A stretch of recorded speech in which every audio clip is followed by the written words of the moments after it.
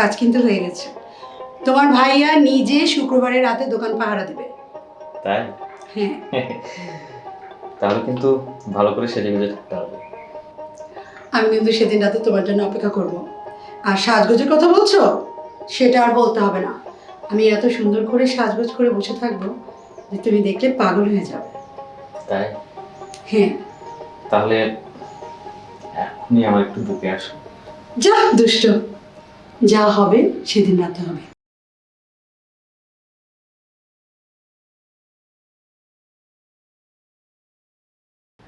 ভাবি, ভাবি দরজাটা খোলো। আসছি। ভাবি। ও তুমি? এত দেরি হয়?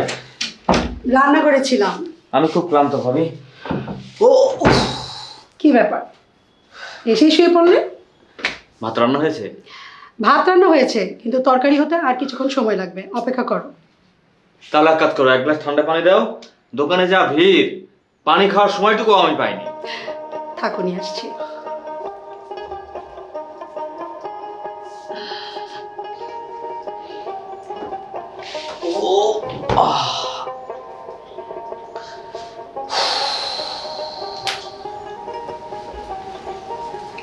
এই নাও। এই ঈদে তাহলে ভালোই বেচাকেনা হচ্ছে তোমাদের। কি যে বলো না ভাবি, আর 2-3 দিন এভাবে ব্যবসা চললে আমরা দুই ভাই তো লালে লাল হয়ে যাব। দেখো, আবার এর মাঝে আবার আমাকে ভুলে যেও না কিন্তু। আরে তুমি পাগল হয়েছো? তোমাকে এত সহজে ভোলা যায়? সব দিক দিয়ে তুমি অতুলনীয়। আচ্ছা হাবিব, তুমি কি 2-1 দিনের মধ্যে ফ্রি হবা? হ্যাঁ, কেন বলো তো? তোমাকে গত 2 দিন খুব স্বপ্নে দেখছি। তাই? আচ্ছা, ইয়ে সামনে শুক্রবার দোকানে আমার রাতের ডিউটি আছে। তুমি যদি ভাইকে বলে গিয়ে রাতে পাহারা দিতে পাঠাইতে পারো, তাহলে তোমার সাথে আমি রোমান্স করবো। কি পারবে তো রাজি করাতে? পারবো না মানে? আমার কথার বাইরে যাওয়ার সাহস আছে তোমার ভাইয়ের? তুমি নিশ্চিত থাকো। তাহলে তো হয়েই গেল। আচ্ছা বসো, আমি তরকারিটা দেখে আসছি।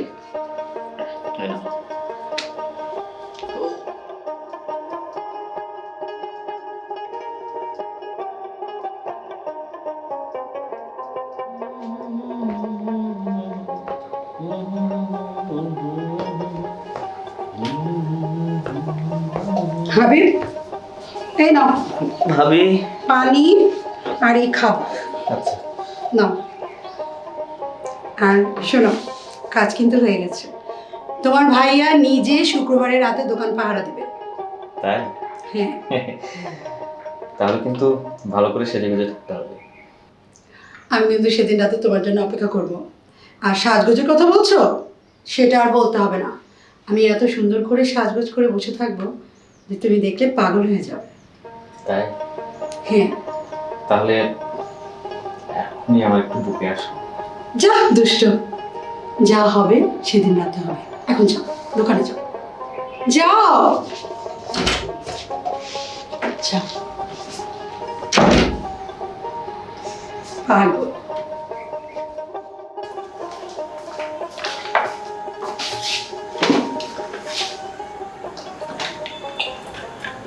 কই গো, শুনছো?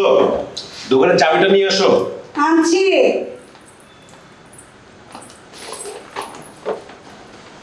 প্রতিদিনই তুমি চাবির কথা ভুলে যাও। এই নাও তোমার চাবি। তোমাকে কিছু কথা বলার ছিল। কি কথা? ওই যে মোদির চাচা হাবিবের জন্য যে মেয়েটার কথা বলেছিল, ওই মেয়েটার বাবা গতকালকে আমার দোকানে এসেছিল। পরিবারটা খুব ভালো, আমার ভালো লেগেছে। এই বিষয়টা কি করা যায় বলো তো? আচ্ছা, হাবিব কি তোমাকে নিজের মুখে বিয়ের কথা বলেছে? না, হাবিব নিজের মুখে বলেনি, কিন্তু ও তো একটা পুরুষ মানুষ, ম্যাচিউর হয়ে গেছে, বিয়ে সাথে দেওয়াটা তো উচিত। আচ্ছা শোনো, সে বড় হয়েছে ঠিক আছে, ভালো কথা। সে কোথাও যদি কিছু করে তো করুক না।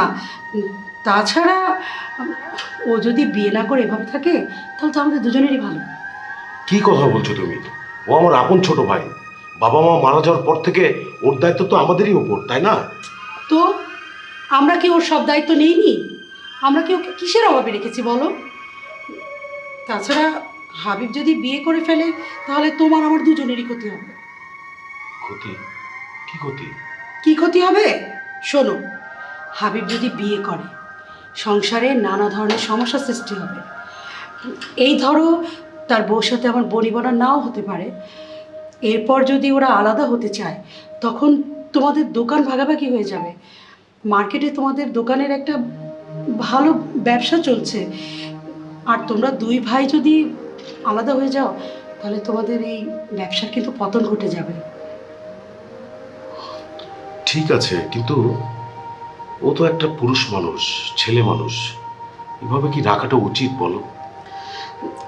আচ্ছা শোনো, ও নিজের মুখে যেদিন বলবে বিয়ের কথা তখন দেখা যাবে। কি জানি বাবা, আমার মাথায় আর কোনো কিছু কাজ করছে না। যেটা ভালো মনে করো সেটাই করো। শোনো, তোমার মাথা শুধু কাজ করছে না, না ইদানিং তোমার মাথার সাথে সাথে তোমার যন্ত্রপাতিগুলোও কাজ করছে না। আর শোনো, এই শুক্রবারে রাতে তুমি দোকানে ডিউটি দেবে। কেন? প্রত্যেক শুক্রবার তো হাবিবই দেয়। দেয়, কিন্তু এই শুক্রবারে রাতে তার বন্ধুর জন্মদিন, সে ওখানেই থাকবে। তোমাকে ভয় বলতে পারে নাই, তাই আমাকে বলেছে। কি পাহারা দেবে তো?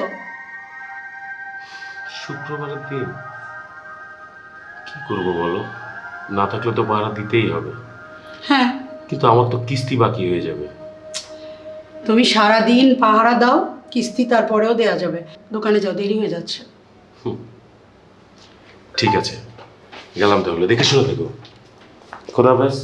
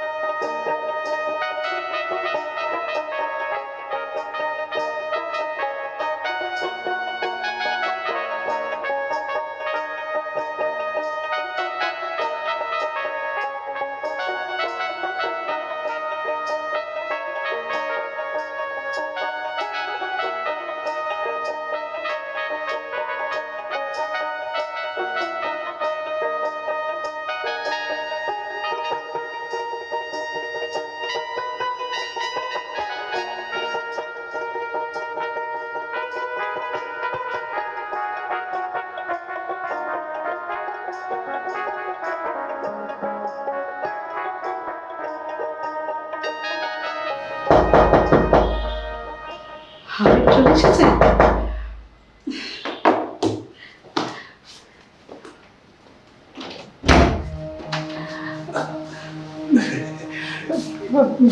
বাবা তুমি? হ্যাঁ আমি। আর বলিস না, দাঁতটা খুব ব্যথা করছিল, ডাক্তারের কাছে গিয়েছিলাম। ফেরার পথে জামাইয়ের সাথে দেখা, সে আমাকে কিছুতেই ছাড়বে না, তাই আসতে বাধ্য হলাম। ও আচ্ছা, বাবা তুমি খেয়েছো? হ্যাঁ আর বলিস না, জামাই জামাই আমাকে জোর করে রেস্টুরেন্টে নিয়ে গিয়ে খাইয়ে দিল। ও আচ্ছা, শোন না, আমার আবার ওষুধটা খাওয়ার সময় হলো, তুই একটু পানি আনতো। আচ্ছা ঠিক আছে, তুমি বসো, আমি পানি নিয়ে আসছি। আচ্ছা আচ্ছা।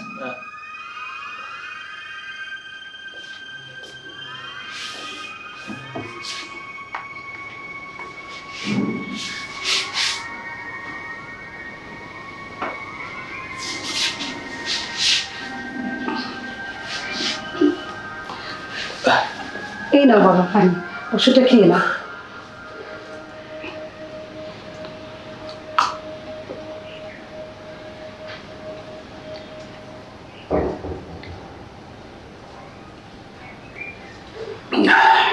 তাহলে তুমি ঘুমিয়ে পড়ো। তুই তুই শুবি না? হ্যাঁ শুভ, আমি ওই টুম্পা ভাবের কাছে গিয়ে শুভ। টুম্পা ভাবির হাজবেন্ড আবার আজকে রাতে ঢাকায় থাকবে তো, ও। তো টুম্পা ভাবি একা, তো আমাকে বলেছে ওর সাথে ঘুমাতে। তাহলে তো ভালোই হলো। হ্যাঁ। আচ্ছা ঠিক আছে, তুই যা, তাড়াতাড়ি গিয়ে শুয়ে পড়। আচ্ছা।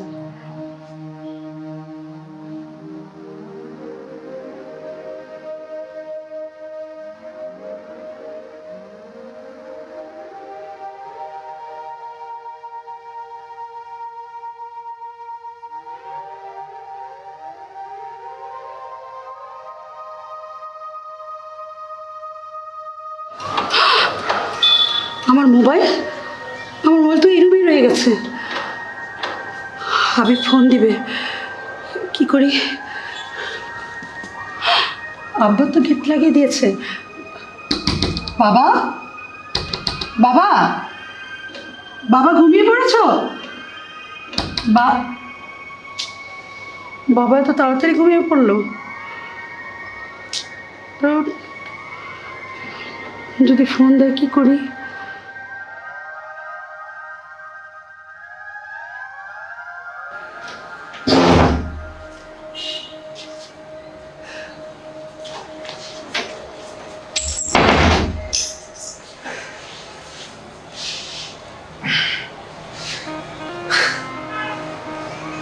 সরি জান,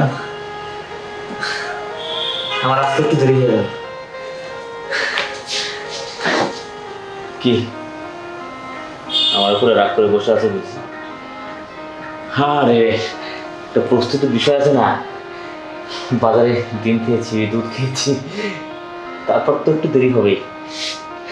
আচ্ছা, এই সময় তুমি ঘুমটা পড়ে আছে কেন? কি আশ্চর্য দেখি। তাহলে আপনি কেন, তুমি কি অন্য কিছু আশা করেছিলে? না, তাহলে আমি যাই, আমার পেটে একটু ব্যথা, আমি একটু বাথরুমে। দাঁড়াও, আজ তুমি কোথাও যাবে না, এখানে চুপ করে বসো। বসো বসো। বেয়াদব ছেলে।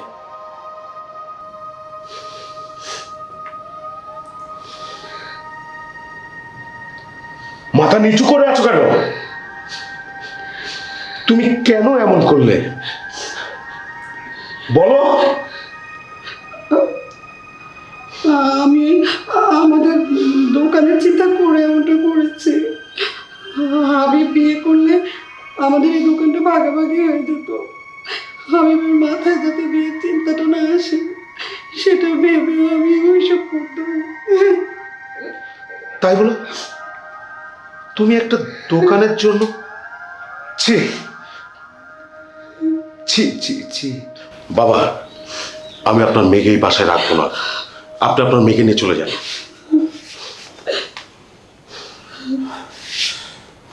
শোন, তোদের এই কুকীর্তির কথা জামাই অনেক আগে থেকেই জানতো। জামাই আমাকে বলেছিল, কিন্তু আমি সেটা বিশ্বাস করিনি। আজ আমি স্বচক্ষে যা দেখলাম, ছি ছি ছি ছি ছি। আমার মেয়ে হয়ে তুই অত জঘন্য কাজ করতে পারলি? বাবা, আর কোনো দিন এ ধরনের কাজ করবি বল? না, ওগো, তুমি আমাকে ক্ষমা করে দাও। আমি আর কখনো ওইসব চিন্তা মাথায় আনবো না। আমি শুধু আমাদের দোকানটা বাঁচানোর জন্য এই কিছু করেছি। আমাকে তুমি ক্ষমা করে দাও, আমার ভুল হয়ে গেছে। জামাই বাবাজি, ও যখন ওর ভুল বুঝতেই পেরেছে, তুমি ওকে আরেকটিবার ক্ষমা করে দাও। আপনি বলছেন? হ্যাঁ, আমি বলছি। যা যা, জামাইয়ের পা ধরে ক্ষমা চা, চা ক্ষমা। তোর পায়ে ধরছি, আমাকে ক্ষমা করে দাও। ওঠো ওঠো ওঠো। এই যে হাবিব, তুমিও শোনো, তুমি বড় হয়েছ, তুমি একটা প্রাপ্তবয়স্ক ছেলে। নিজের ভাবির সঙ্গে এই ধরনের একটা কাজ করতে তোমার খুব বিবেকে বাধ্য না? শোনো, এই ধরনের বদমাইশি আর কখনো করবে না। বাবা, হাবিব তো বড়ই হয়ে গেছে, আমার মনে হয় হাবিবের একটা বিয়ে দেওয়া দরকার। তুমি ওর বিয়ের ব্যবস্থাটা করো, কেমন? যাক, আমি যাই, তোরা ভালো থাকিস, আসি বাবা।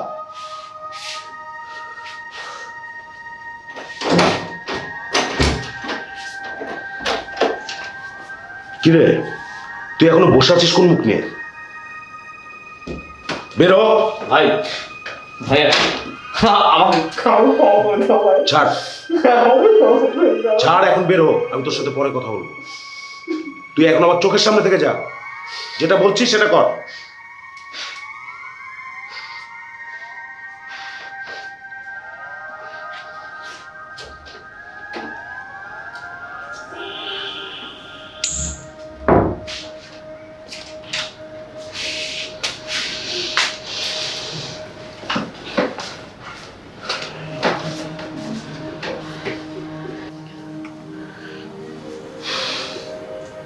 আমি সবকিছু আগে থেকে জানতাম, বিশ্বাস করতে পারছিলাম না।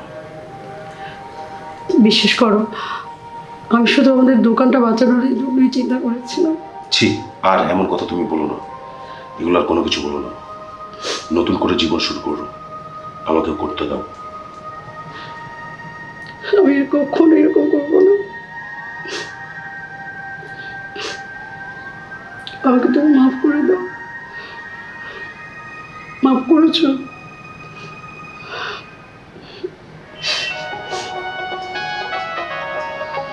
বলো। দোকানে যাবে না? যেতে তো হবে। কিন্তু আজ তো শুক্রবার। হ্যাঁ, আমার মনে আছে আজ শুক্রবার, আমার ডিউটি দেওয়ার দিন। না, আজকের পর থেকে কোনো শুক্রবারই তোমাকে আমি যেতে দেবো না। প্রতি শুক্রবারই তুমি আমার সাথে সময় কাটাবে। ঠিক আছে।